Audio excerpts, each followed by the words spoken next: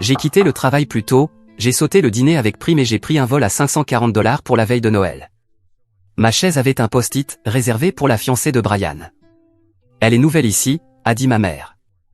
On s'est dit que ça ne te dérangerait pas de rester debout. J'ai répondu, bien sûr, d'un ton calme et automatique, puis j'ai ramassé mon sac et je suis parti. 31 minutes plus tard, ma sœur m'a envoyé un message, si sensible, ce n'était pas grave. J'ai regardé le message, le cœur battant, le pouce tremblant au-dessus du bouton de réponse, puis j'ai ouvert mon application bancaire et mis en pause les virements d'aide familiale. Mais ce que mon père a dit à 21h04 a tout changé. Ce n'était pas vraiment le post-it, non, ce n'était que l'étincelle. Le gaz fuyait depuis des années. Je ne suis pas retourné à l'hôtel. Je me suis garé à une station-service un peu plus loin, j'ai regardé la neige s'épaissir sur mon pare-brise, et j'ai laissé le chauffage souffler jusqu'à ce que mes oreilles brûlent. Puis j'ai commencé à réfléchir. La vérité, c'est que j'ai toujours été celui qui leur facilitait la vie. Quand j'ai décroché mon premier job dans la tech, mon père a dit « Maintenant tu peux enfin t'occuper de ta famille », pas sur le ton de la plaisanterie, mais avec cette gravité lourde qui signifiait « Commence à payer les factures ». Alors je l'ai fait. J'ai commencé à couvrir leur internet, leur assurance auto, même leur chauffage d'hiver. Discrètement, automatiquement. Parce que c'est ce que font les bons fils, non? Brian, lui, c'était le rêveur. Il a abandonné la fac, passé 2 ans à squatter des canapés et à se chercher. Quand il est revenu, brisé et meurtri par l'échec d'une start-up de ski, je l'ai hébergé 9 mois sans lui faire payer de loyer. J'ai même financé les séances de thérapie qui, selon lui, allaient l'aider à retrouver sa concentration. Quand maman a eu besoin d'une opération dentaire l'an dernier, devinez qui a payé les 3400 $ non couverts par l'assurance? Moi. Quand la vieille Ford de papa est tombée en panne et qu'il avait besoin d'une voiture fiable pour aller à l'église, qui a co-signé le leasing d'une nouvelle voiture? Moi. Je ne me suis jamais plaint. Je n'en ai jamais parlé, même quand je devais renoncer aux vacances, même quand je mangeais du beurre de cacahuète au déjeuner tout en envoyant de l'argent pour payer la facture de câble de quelqu'un d'autre. Alors quand ma sœur a écrit « Si sensible », j'ai eu envie de jeter mon téléphone dans la neige. Je ne l'ai pas fait. À la place, j'ai ouvert notre discussion familiale, j'ai fait défiler des mois de messages et j'ai commencé à remarquer un schéma. Chaque fois que je partageais une réussite, une promotion, un voyage professionnel, une augmentation, je recevais 1 ou 2 réponses gentilles. Pendant ce temps, la nouvelle copine de Brian qui faisait des cookies recevait 27 commentaires, 3 émojis cœur, et maman écrivait « C'est un vrai trésor ». Et ce n'est pas tout. Je me suis souvenu de juillet dernier, quand j'ai pris l'avion pour surprendre maman pour son anniversaire. Je suis arrivé à minuit, j'ai dormi sur le canapé parce que Brian avait, temporairement, pris mon ancienne chambre, et je me suis réveillé pour découvrir qu'ils étaient partis.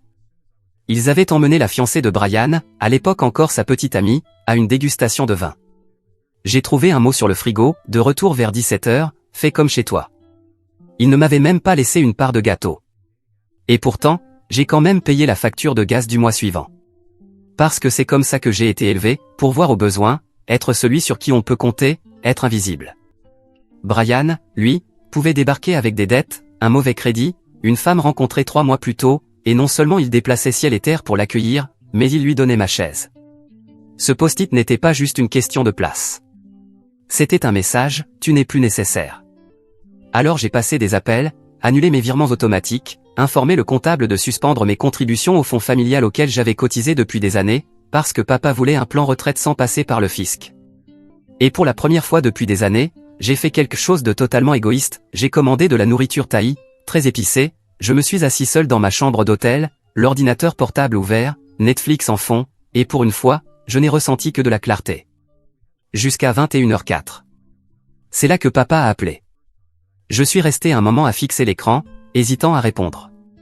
Mon doigt flottait au-dessus, puis a tapé. Salut, ai-je dit, d'un ton plat.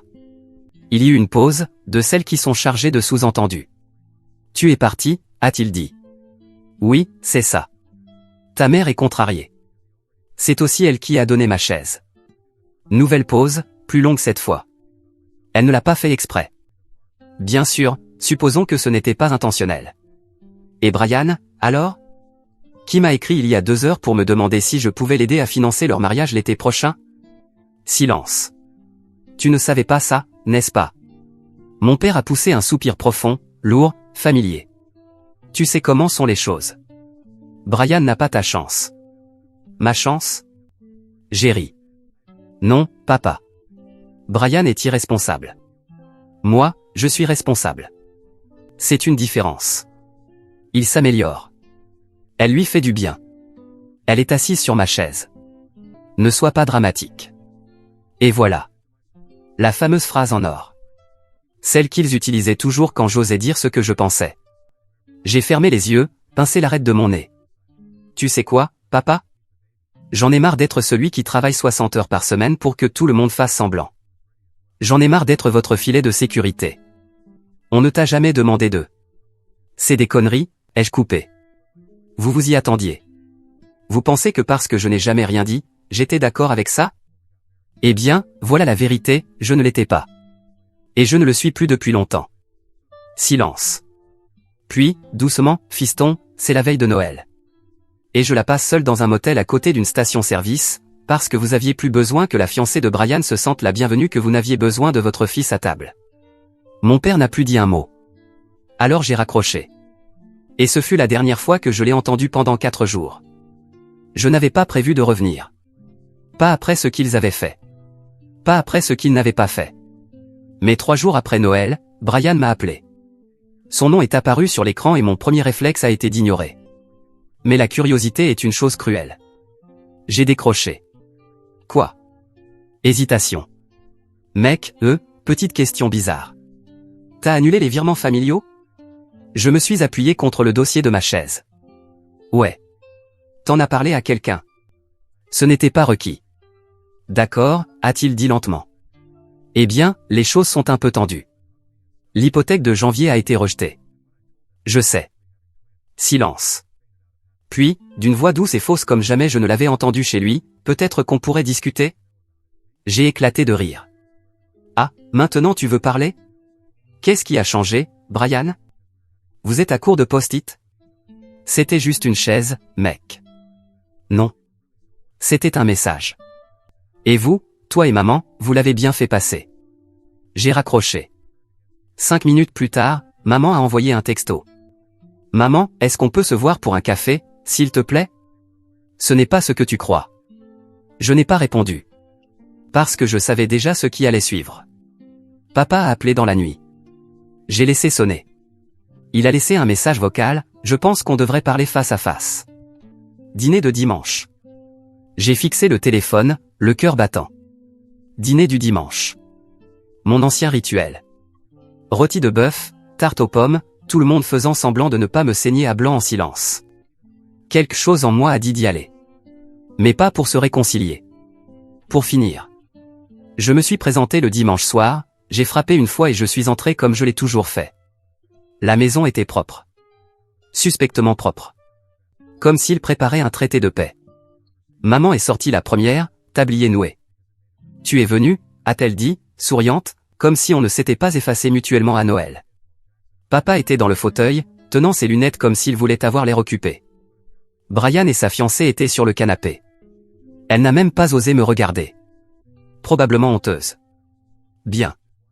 Le dîner est presque prêt, a chantonné maman. Pas besoin, ai-je dit. Je ne suis pas là pour manger. Tout le monde s'est figé. Je suis ici pour une seule chose, dire ce que j'aurais dû dire il y a des années. Mon chéri. A commencé maman. Non, les jeux interrompus. Tu n'as pas le droit de m'appeler comme ça. Pas après ce que tu as fait.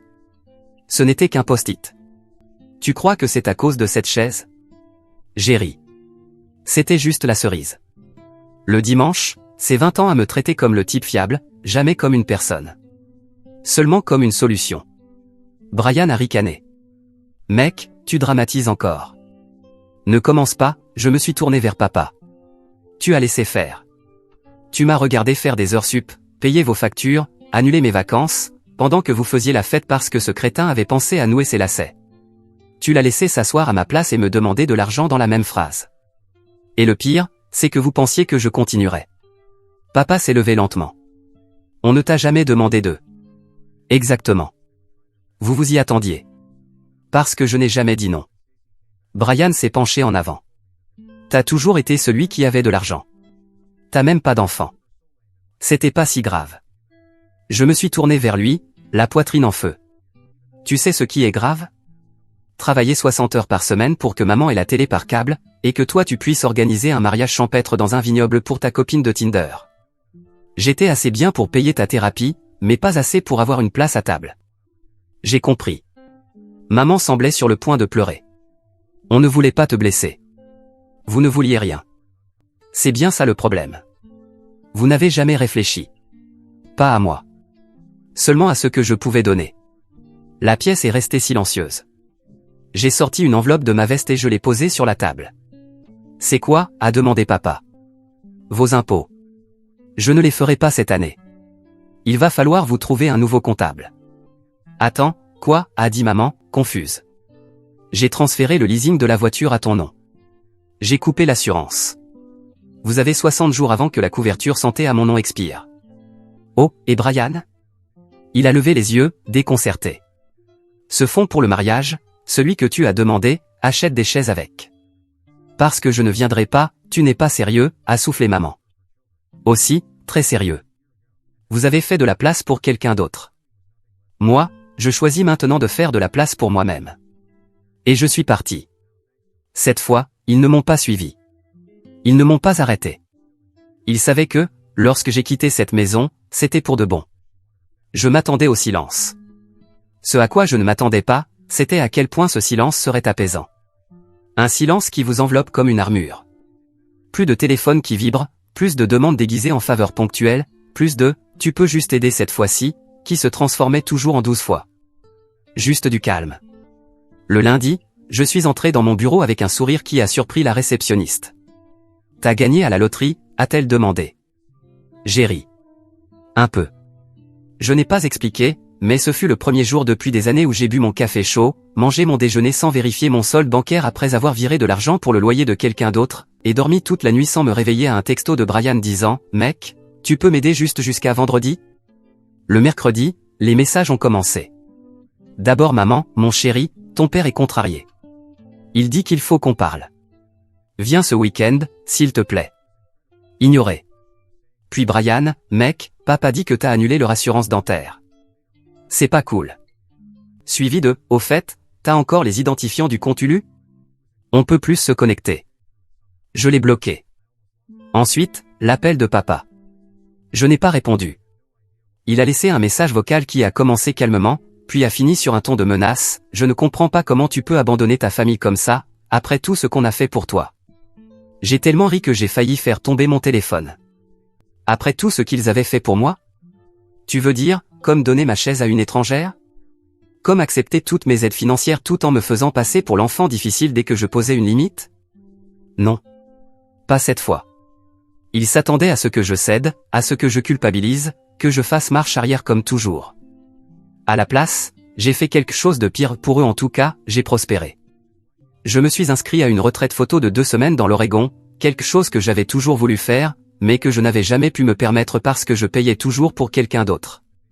J'ai repris mon abonnement à la salle de sport, fait de longues promenades, supprimé le groupe familial, bloqué ma sœur quand elle m'y a rajouté. J'ai pris un verre avec quelques collègues, et pour une fois, je n'ai pas menti sur pourquoi j'avais toujours l'air épuisé. J'ai dit la vérité, ma famille est un trou noir financier. J'ai enfin coupé le cordon. Un collègue a levé son verre, respect. Ce mot avait désormais un autre sens. Le respect, ce n'était plus éviter les vagues, c'était dire, ça suffit. Puis l'appel est arrivé. 21h04. Exactement 2 semaines après le fiasco du réveillon. J'ai failli ne pas répondre. Le numéro était masqué. Mais quelque chose m'a poussé à décrocher. Allô? La voix au bout du fil était faible, usée. C'est papa. Il avait l'air plus vieux, fatigué. Je suis à l'hôpital, a-t-il dit. Je me suis redressé. Que s'est-il passé? Ta mère s'est effondrée dans la cuisine. Déshydratation, stress. Le médecin dit que ce n'est rien de mortel, mais elle est secouée. Et elle pleure. Elle demande après toi. Je n'ai rien dit. Tu as fait ton point, a-t-il ajouté. Fort et clair. Mais peut-être que maintenant tu peux arrêter de nous punir. Mon sang n'a fait qu'un tour. Vous punir? Tu crois que je vous punis parce que j'ai cessé d'être votre distributeur automatique?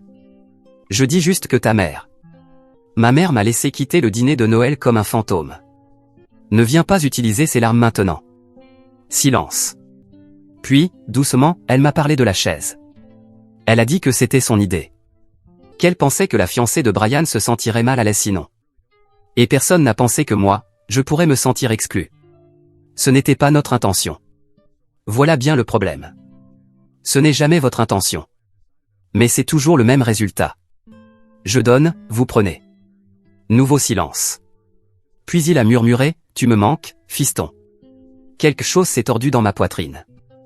Ce n'était pas de la douleur, ni du regret. Juste de la clarté. Tu me manquais aussi, ai-je dit, avant que vous ne me vendiez pour plus de commodité. Et j'ai raccroché. Les jours ont passé. Puis j'ai reçu un message pas de Brian. D'elle. La fiancée. Celle qui avait pris ma place. Salut. Je sais que tu veux probablement pas entendre parler de moi, mais je voulais juste te dire que je ne savais pas, pause. Deuxième message, ta mère m'a dit que tu arriverais en retard, que tu ne resterais pas longtemps. J'ai compris ce qui s'était passé seulement après ton départ. Si j'avais su, jamais je n'aurais pris ta chaise. Et puis, le coup de grâce, Brian m'a dit que t'étais riche, que ça te dérangeait pas de rester debout, que tu t'en fichais des trucs familiaux. Je suis tellement désolé. Pendant une seconde, je ne savais pas quoi ressentir. Mais la vérité m'a frappé comme un poing. Il savait que je venais. Il lui a dit de prendre ma place. Il savait ce que ça provoquerait. Et il l'a voulu. Parce qu'au fond, Brian avait toujours détesté ce que je représentais, la responsabilité, le succès, les conséquences. Il était le chaos qu'on protégeait. J'étais l'encre sur laquelle il s'appuyait, et qu'il méprisait. Eh bien, plus maintenant. La semaine suivante, j'ai reçu un email officiel de mes parents. Objet, proposition de résolution. En pièce jointe, un PDF rempli de budget, de calendrier, de plans pour devenir indépendant. Ça ressemblait à une présentation commerciale désespérée. Ils essayaient de prouver qu'ils pouvaient se débrouiller sans moi. Suppliant pour une seconde chance. Demandant 3 mois de soutien transitoire, puis une séparation financière complète. J'ai fixé les chiffres, puis j'ai cliqué sur « Supprimer ». En mars, les appels ont cessé. En avril, j'étais retiré de tous les comptes partagés. En mai, j'ai réservé un voyage à Barcelone, seul. Et quelque part, entre le vol en avion et cette première bouchée de tapas, j'ai compris quelque chose que je n'avais jamais osé croire jusque-là, je n'avais pas besoin d'eux. Pas comme ils m'avaient fait croire. Pas pour me définir. Pas pour me valider. Et certainement pas pour me posséder. Barcelone était bruyante. Ce n'était pas la circulation, ni les gens, ni même les festivals. C'était le monde lui-même qui semblait plus fort, plus vivant, quand on sort enfin de l'ombre de quelqu'un d'autre. J'ai erré dans le quartier gothique, téléphone en mode avion. Plus de groupes familial, plus de textos de Brian, plus de « juste une dernière fois, frère », plus de messages vocaux. Juste le bruit de mes bottes sur les pavés anciens. Et le frisson du silence mérité, non accordé, chaque soir je regardais le coucher de soleil depuis un autre coin de la ville. Le 4e soir, une inconnue m'a demandé si elle pouvait s'asseoir à ma table sur un rooftop. Elle avait des boucles indomptables et des yeux qui ne s'excusaient pas de vous regarder droit à travers. On a parlé pendant des heures, de tout et de rien. Elle m'a demandé d'où je venais. J'ai répondu, j'étais un homme de famille. Maintenant, je suis juste un homme. Elle a ri. On dirait la liberté. J'ai hoché la tête. Enfin de retour chez moi. La vie ne s'est pas mise en pause. J'ai été promu, architecte de système LED. Un poste pour lequel les gens se battaient. Réunion avec les membres du conseil, influence sur les orientations stratégiques de l'entreprise. Mon manager m'a dit, tu es resté dans l'ombre trop longtemps. Les gens commencent à te remarquer. Ça n'avait jamais résonné aussi fort. Pendant des années, j'étais celui qui tenait les choses discrètement en place au travail, à la maison, partout. Maintenant, les gens ne faisaient pas que me solliciter. Ils me respectaient. Pour la première fois de ma vie, je ne me sentais plus comme un outil. En juin, quelque chose d'inattendu est arrivé par courrier, une invitation au mariage de Brian et de sa fiancée. Vignoble rustique, le 16 juillet. Date limite de réponse, 30 juin. Je l'ai posé sur le comptoir de ma cuisine, comme un test dont je connaissais déjà la réponse. L'enveloppe était crème, papier épais, coûteuse. À l'intérieur, à côté de la carte de réponse, un mot manuscrit d'elle, j'espère que tu viendras. Il ne comprend toujours pas ce qu'il a fait, mais je pense qu'une part de lui a peur de l'admettre. Tu as eu raison de partir, mais peut-être qu'il a besoin de te voir tenir bon, en personne. J'ai fixé ce mot longuement, puis je l'ai jeté à la poubelle. Le 16 juillet, jour du mariage, je l'ai passé sur une plage à Santa Cruz, à faire du vélo le long des falaises, laissant le vent salé me traverser comme un redémarrage. Je n'ai consulté mon téléphone qu'après le coucher du soleil. Un appel manqué, maman. Un message, il a regardé la porte toute la soirée, comme s'il t'attendait. Je l'ai lu sans répondre. Pas pour le punir, mais parce que j'en avais fini de jouer au sauveur pour des gens qui ne m'avaient jamais gardé une place. En août, une surprise, j'ai croisé la fiancée de Brian maintenant sa femme dans une librairie. Elle semblait plus mince, plus pâle, comme quelqu'un qui s'efforce de sourire à travers du verre brisé. Elle m'a vu, s'est figée, puis s'est approchée. « Je ne m'attendais pas à te voir », a-t-elle dit. « J'habite ici », ai-je répondu. Elle a hésité, puis « On est retourné vivre chez tes parents ». Bien sûr qu'ils l'ont fait. Ils ont proposé, a-t-elle ajouté vite. C'est juste temporaire. Le travail de Brian n'a pas marché. Il essaie encore de se stabiliser. Comme toujours. Elle a baissé les yeux vers ses mains. Il ne gère pas bien les choses. Ce n'est pas mon problème. Puis elle a levé les yeux, bordés de rouge. Je sais. C'est juste que, j'aurais aimé que tu sois son frère. Cette phrase est restée avec moi plus longtemps que prévu. Pas parce que j'ai eu pitié de lui, mais parce que, pour la première fois, quelqu'un voyait enfin la vérité. Je n'ai rien répondu, j'ai simplement hoché la tête, puis je suis sorti avec mon livre. Septembre, mon anniversaire. Je n'attendais rien. Je ne guettais pas. Mais juste avant midi, un colis est arrivé. Sans expéditeur. À l'intérieur, une boîte noire, simple. Une carte pliée. Une seule ligne, tu avais raison sur tout. Je suis désolé. À l'intérieur se trouvait le whisky que j'avais apporté pour le réveillon de Noël, toujours scellé. Il ne l'avait jamais ouvert. Je suis resté là, à fixer la bouteille. Puis je me suis levé, suis allé sur le balcon et je l'ai ouverte moi-même. J'ai versé un verre pour personne d'autre que moi. En novembre, j'avais vendu mon condo et déménagé dans un autre état. Un nouvel endroit, de plus grandes fenêtres, de nouveaux meubles, aucun fantôme. L'étape finale, j'ai changé de numéro, supprimé les anciennes sauvegardes, brûlé le dernier pont. Mais juste avant de le faire, j'ai écrit un seul message. Je l'ai copié et envoyé à maman, à papa, à Brian. Le même message. Sans possibilité de discussion, c'est le dernier message que vous recevrez de moi. Je ne suis pas en colère. Je suis juste arrivé au bout. Je vous ai tout donné pendant des années et du temps, de l'argent, de l'amour, de la patience.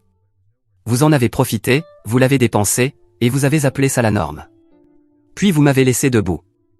Littéralement. Eh bien, je ne reste plus debout. Je m'en vais, pour de bon.